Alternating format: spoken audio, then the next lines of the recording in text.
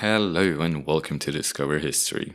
Today we'll be talking about a short-lived Russian Cossack colony of New Moscow on the coast of the Red Sea in modern-day Djibouti, and its mysterious leader. The Tsar at the time described the whole ordeal as a sad and stupid comedy, and trust me, a comedy it is. But before telling you how it all went downhill in less than a month, I'd like to introduce you to this story's protagonist, Nikolai Ivanovich Ashenov, an adventurer, self-proclaimed Cossack hetman, and most likely a lunatic. His early life is clouded in mystery, and even the state records themselves are full of contradictions. Nonetheless, his adventurous spirit gave him notoriety at the time, first in the town of Tsarist, where he is supposedly from. There, he apparently owned 900 acres of land called Nikoforovka. There was only one problem with it. Nikoforovka didn't exist on any maps and was completely empty. But that didn't stop our brave charlatan from selling it and never coming back. Later in life, he ended up in St. Petersburg, where he managed to convince the nobility to fund his idea for a new Cossack army from wanderers in Persia and Turkey.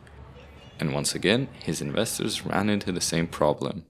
The Cossacks never arrived because they didn't exist, and so did Nikolai in St. Petersburg, because he was on his merry way to Ethiopia to meet the local nobility and pretend to be an ambassador. The Ethiopians eventually figured it out and sent him home, but it was too late. He became obsessed with the area and determined to make it Russian.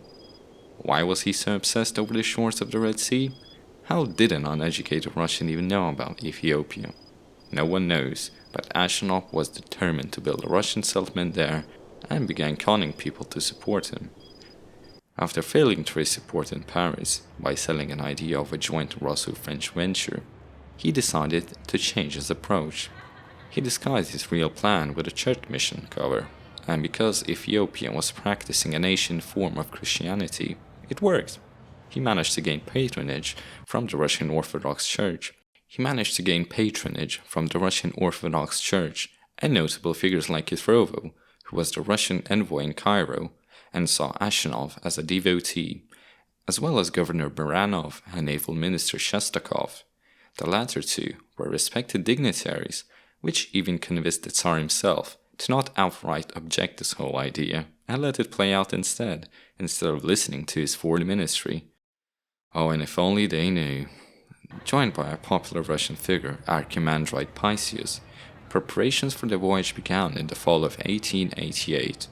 The crew was made up of monks, Cossacks, and various retired soldiers and officers, as well as many women and children. After the ragtag crew of around 150 people set sail in December, they arrived at their destination of Tajur Gulf shortly after New Year. They picked Sagalo, an abandoned fortress built by the Turks, and under the French sway of interest in modern-day Djibouti. Ashenov proclaimed the territory the colony of New Moscow and raised their flag. Settling in France's sphere was bound to cause issues, and cause issues it did.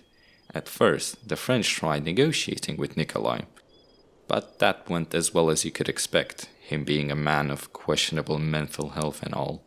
And so, 3 warships were sent to the area to encourage our beloved fake Cossack to reconsider his decisions. The weirdest part was that the French didn't even demand much. They would have even allowed Ashenov and his Cossacks to stay, if they just lowered the flag.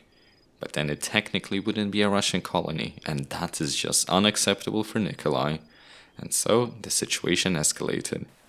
Seeing no other choice, they fired a warning volley, but Ashenov didn't even flinch. Only after actually opening fire and killing 5 people did Nikolai finally regain his senses and raise the white flag. And after the dust had settled, the French were even nice enough to take him back home to Odessa, where most of the crew just continued on with their lives. Ashenov did stand trial, but somehow evaded execution and disappeared somewhere in the Saratov province. And thus, the Cossack foothold in Africa was gone. It is not often that such adventurous and downright crazy ideas get realized, but some way, somehow, Nikolai Ivanovich Ashenov managed to realize his ambition of a Russian colony in Africa, even if for only a month. If you liked the video, consider subscribing and leaving a like. Thank you all very much for watching Discover History.